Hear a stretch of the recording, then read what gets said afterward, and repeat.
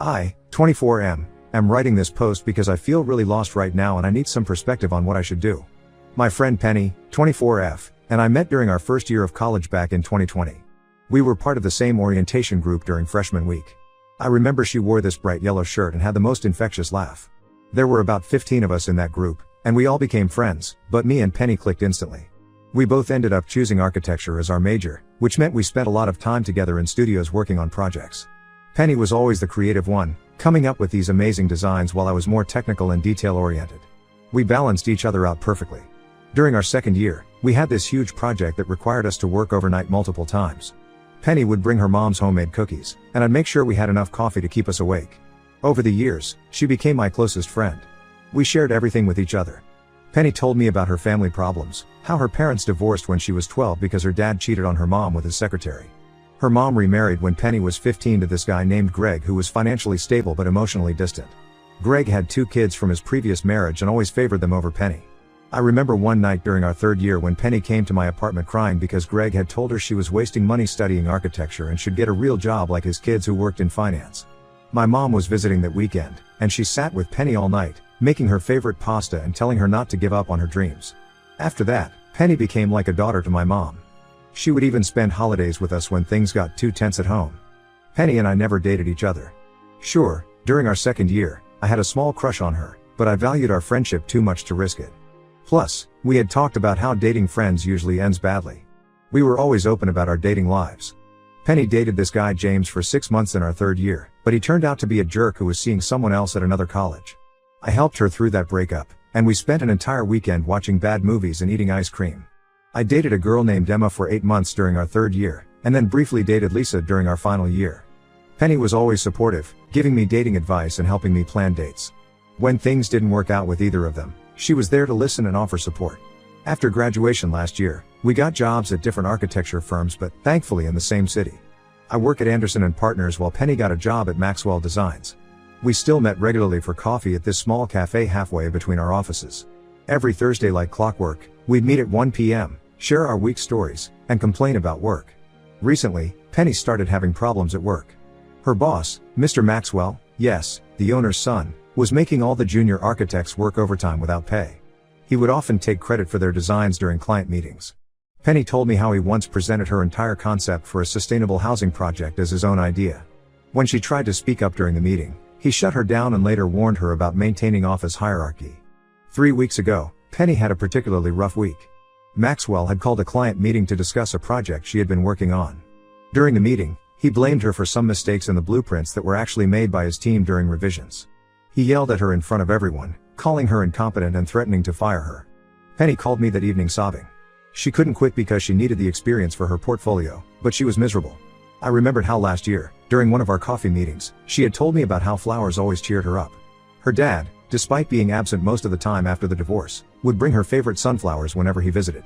She said flowers reminded her that beautiful things can grow even in difficult conditions. So, I decided to send her a bouquet of sunflowers to her office.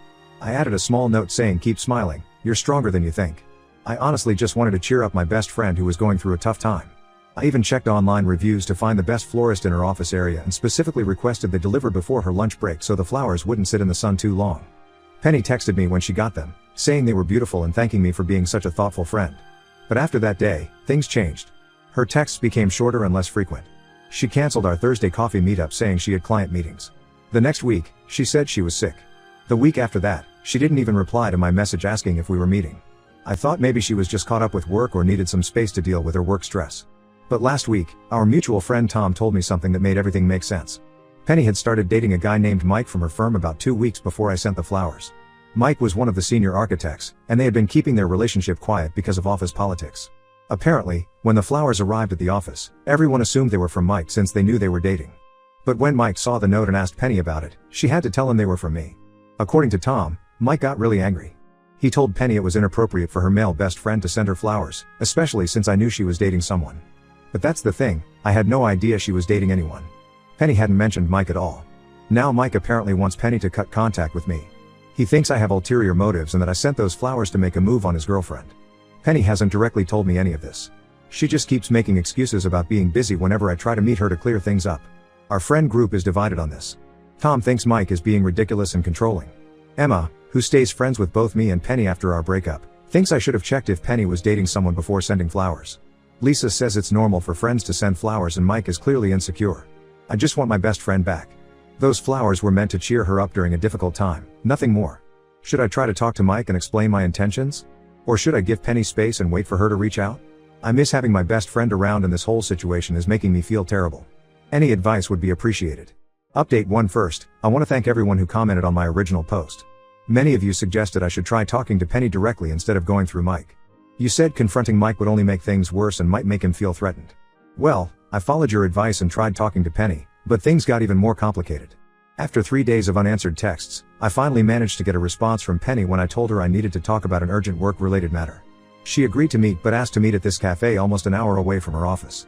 She specifically mentioned not to tell anyone we were meeting.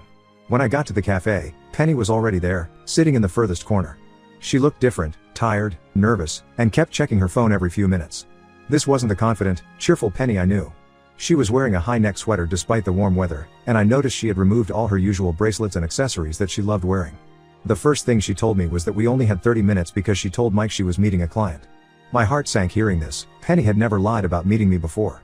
As we talked, she revealed things that made my stomach turn. Mike had been checking her phone every night. He knew her password because he had watched her unlock it one day. He had gone through all our text conversations, even ones from college years ago. He particularly focused on late-night texts from when we were working on projects together. Penny said he got angry about messages where we had used heart emojis or called each other bestie. Mike had also been monitoring her social media. He found photos from college where Penny and I were hugging or had our arms around each other during group photos. Normal friend photos that everyone takes. He made her delete every single photo I was in. She had to archive any Instagram post where I was tagged, even group photos from our architecture department graduation. What scared me most was how Penny defended his behavior. She said Mike had trust issues because his ex-wife had cheated on him with her male best friend. According to Penny, they had been married for 5 years when Mike discovered their affair. She said Mike was just trying to protect their relationship and that checking her phone was his way of feeling secure. I tried explaining that this was textbook controlling behavior, but Penny got defensive. She said I wouldn't understand because I've never been in a serious relationship. Then she dropped another bombshell. Mike had been telling her that my behavior over the years showed clear signs that I had feelings for her. He pointed out how I was always there for her, how I remembered small details about her life, and how sending flowers was obviously a romantic gesture. Mike had convinced her that guys don't maintain close friendships with girls unless they want something more. He showed her posts from relationship advice websites about how male-female friendships are inappropriate in committed relationships. He even found some psychology articles about emotional affairs and told Penny our friendship crossed those boundaries. The worst part? Penny believed him. She said maybe we had been too close and that she needed to create better boundaries now that she was in a relationship. When I reminded her about all the times we had supported each other through breakups and difficult times, she said that was exactly what Mike was worried about, that we had an emotional intimacy that threatened their relationship. I couldn't hold back anymore. I told her that a loving partner wouldn't isolate her from her friends or demand access to her private conversations. Penny started crying, saying I was making her choose between her boyfriend and her best friend. I pointed out that I wasn't the one making her choose. Mike was the one demanding she cut people out of her life. Before leaving, Penny begged me not to tell our mutual friends about Mike checking her phone or making her delete photos. She was worried people would judge their relationship or think Mike was abusive. She said Mike just needed time to build trust, and then maybe we could all be friends. After Penny left, I sat in that cafe for another hour, feeling sick to my stomach. The Penny I knew would never let someone control her like this. She was always the one telling her friends to watch out for controlling guys. How could she not see what was happening? Later that evening, I met Tom at a bar and told him everything. That's when I learned more disturbing things about Mike. Tom's girlfriend Amy works at another architecture firm where Mike worked before joining Penny's company. Apparently, Mike had a pattern. His ex-wife hadn't actually cheated on him. She had left him because he was controlling and possessive. He had isolated her from friends and family, checked her phone regularly, and monitored her social media. When she finally left, he told everyone she had cheated on him to gain sympathy. Amy had heard stories about how Mike had done similar things in other relationships too. He would target women who were kind and empathetic, love bomb them initially, then slowly start controlling their lives. The fact that Penny was a junior architect while he was a senior architect made the power dynamic even worse. Now I'm really worried about Penny but feel helpless. If I try to warn her about Mike's past, she'll think I'm just jealous and making up lies. If I tell our friends, she'll be angry that I broke her trust. Our other friends have noticed her becoming distant too, but they think she's just busy with her new relationship. I keep thinking about what Penny's mom told us about her controlling ex-husband, Penny's stepdad. How he had isolated her mom from friends and family. Penny had witnessed this growing up, yet she can't see the similar pattern happening to her now. I don't know what to do anymore. Should I reach out to Penny's mom? Should I tell our other friends what's happening? Or should I just stay away, as Penny asked, and hope she realizes the truth before it's too late? Update: 2 things have taken a dramatic turn in the past week. Last Monday, I got an unexpected call from Penny's mom, Linda. She was worried because Penny had suddenly quit her job at Maxwell Designs and was planning to move in with Mike. Linda was confused because just 3 months ago, Penny had been excited about a potential promotion at work. Linda told me Penny had been distant lately and barely visited her. When Linda tried to visit Penny's apartment last weekend, Penny made excuses about being busy. The final straw was when Penny called to ask if she could borrow her grandmother's engagement ring. Apparently, Mike had proposed, and they were planning to get married next month. I told Linda everything about Mike checking Penny's phone, making her delete photos, isolating her from friends, and the truth about his past relationships that Tom's girlfriend Amy had shared. Linda broke down crying. She revealed something I never knew. Penny's stepdad Greg had shown similar controlling behavior before marrying her mom. He had convinced Linda to cut ties with her friends, checked her emails, and monitored her spending. After marriage, his behavior got worse, which was the real reason Penny moved out at 18. The next day, while I was working from home, Penny showed up at my apartment. Her eyes were red from crying, and she looked like she hadn't slept in days. She had lost weight, and her usually perfect architectural sketches that she carried everywhere were missing. Before I could say anything, she hugged me and started apologizing. Through her tears, Penny explained that Mike had proposed last week with a massive diamond ring. When she asked for time to think about it, he got angry. He accused her of still having feelings for me and said if she really loved him, she would say yes immediately. He wanted to get married quickly and had already found a house in another city where he wanted them to move. Penny was overwhelmed but afraid to say no. Things got worse when Mike demanded to see her recent phone calls and texts. He found out she had been talking to her mom about him and completely lost it. He deleted all her social media apps and told her that if she really loved him, she would cut contact with her family too. That's when Penny had a moment of clarity. She remembered how Greg had isolated her mom from their family, how he had made similar demands before their marriage, and how her mom had become a shell of herself afterward. Penny realized she was falling into the same pattern. When Mike left for a client meeting, Penny packed whatever she could fit in her bag and left. She went straight to her mom's house. She was afraid Mike would try to contact her at work, which is why she emailed her resignation to HR the same day. But things got scarier. Mike started showing up everywhere. He parked outside my apartment complex multiple times. At first, I thought I was being paranoid, but my neighbor confirmed seeing a man matching Mike's description watching my building. Last Friday, he confronted me in the parking lot as I was leaving for work. He was angry, saying I had poisoned Penny against him and ruined their perfect relationship. He claimed Penny was just confused and that I had manipulated her because I wanted her for myself.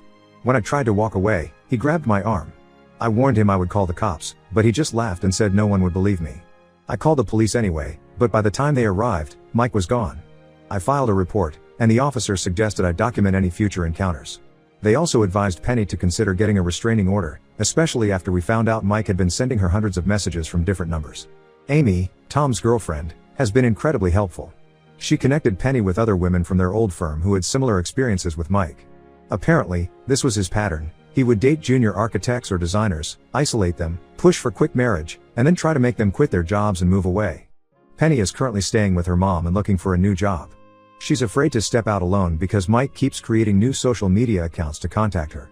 Each time she blocks one, he makes another. He even tried to contact her through LinkedIn with fake job offers. I've given Penny space to process everything, but I miss my best friend. Our other friends have been supportive, taking turns staying with her at Linda's house and helping her look for new jobs. But every time I try to visit, Penny gets emotional and apologizes repeatedly for not believing me earlier. Tom suggested we gather evidence of Mike's behavior for the restraining order.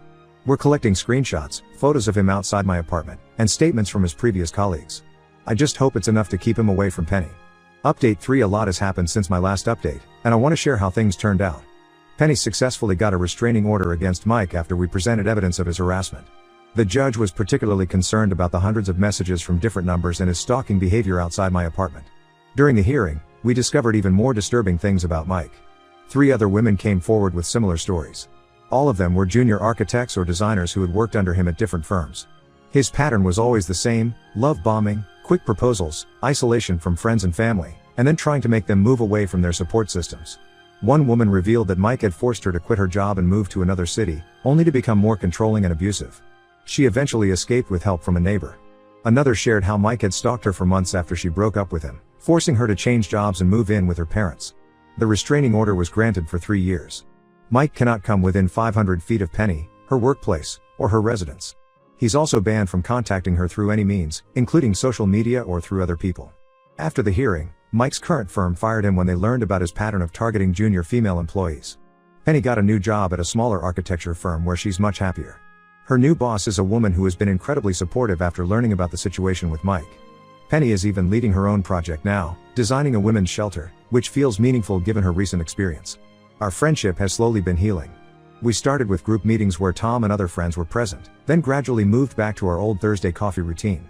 The first time Penny ordered my coffee exactly how I like it, even remembering the extra shot of caramel, just like old times, I knew we would be okay. Penny went to counseling for a few months to understand why she ignored the red flags with Mike. She realized that growing up watching her stepdad's controlling behavior had normalized toxic relationships for her. She even helped her mom recognize that her relationship with Greg was unhealthy, and Linda is now considering separation. Mike eventually moved to another state after losing his job and the restraining order. We learned he's been telling people that Penny cheated on him with me and that we conspired to ruin his reputation. Thankfully, no one who knows us believes him, and the architecture community in our city is pretty tight-knit. Word about his behavior has spread. Penny's mom thanked me repeatedly for standing by her daughter even when she pushed me away. She said watching Penny go through this made her realize how she had failed to protect her daughter from Greg's controlling behavior, and she's determined not to repeat those mistakes. We still get coffee every Thursday. Penny is designing again, carrying her sketchbook everywhere like she used to. Last week, she laughed at her desk calendar reminder saying, "What are the judgment flowers?" referring to the sunflowers that started this whole ordeal. She said she's glad those flowers helped her see Mike's true colors before it was too late. The whole experience has made our friendship stronger. Penny says she'll never let anyone come between us again, and I believe her. As for me, I'm just happy to have my best friend back, the one who can finish my sentences and knows exactly when I need a coffee break from work. She's taking time to focus on herself and her career before dating again. Meanwhile, I'm still sending her random flowers sometimes, now with notes that say friendship flowers, guaranteed to cause drama, which makes her laugh every time. Our friend group jokingly calls us the flower survivors now. It's nice to see Penny laughing freely again, designing beautiful buildings, and most importantly, being herself, the strong, independent woman she always was before Mike tried to change her.